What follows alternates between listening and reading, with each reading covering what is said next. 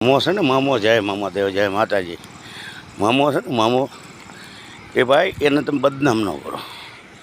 એના હાથમાં લાકડી હોય અને જેમ ભરવાડનો દીકરો ઊભો હોય એ ખંભામાં લાકડી નાખીને મોઢામાં બીડી હોય અને આટી પગની મારીને ઊભો હોય કૃષ્ણ ભગવાનની ઘોડે, એ મામો છે.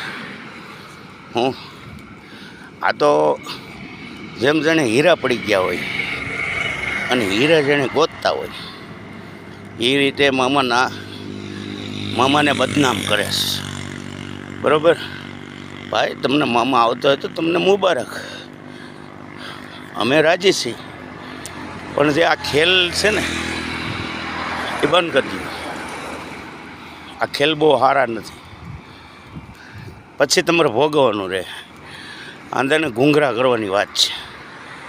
પછી એમ કે વિજ્ઞાની લોકો આમ કર્યું તેમ કર્યું ફલાણું કર્યું. બરાબર, એટલે એ હંધો મામા જ કરે. જે ધર્મની તમે અટાણે કિંમત ન કરતા હો અને ધર્મ કેમ મળે એ તમને ખબર છે.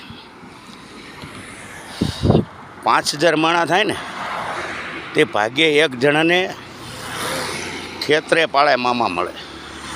મામો રેઢો નથી પીડ્યો, સમજ્યા? મેલડીમાં રેઢા નથી પીડ્યા. અટાણે મામા ઉપડી ગયા છે, મેલડીમાં ઉપડી ગયા છે. એટલે એના હંધા તત્વ આ હંધા કરે છે. બરાબર, અને મને બળતરા એ જ છે કે ડોશીના રૂપિયે મામાને બદનામ કરે છે. એ તમારા નાટક બંધ કરી દો. અને જો સારું લાગે તો મારા વિડીયાને શેર કરજો કે હા ભાઈ વાત સાચી છે. અને હું એટલું કહું છું કે જે કોઈ મામાના માતાજીના ભક્તો હો અને મામાના ભક્તો હો તો વિડીયા ખાસ કરીને જોજો. બરાબર, કે વિડીયાની અંદર મામો કેવો બદનામ થાય છે. જય મામા દેવ, જય માતાજી.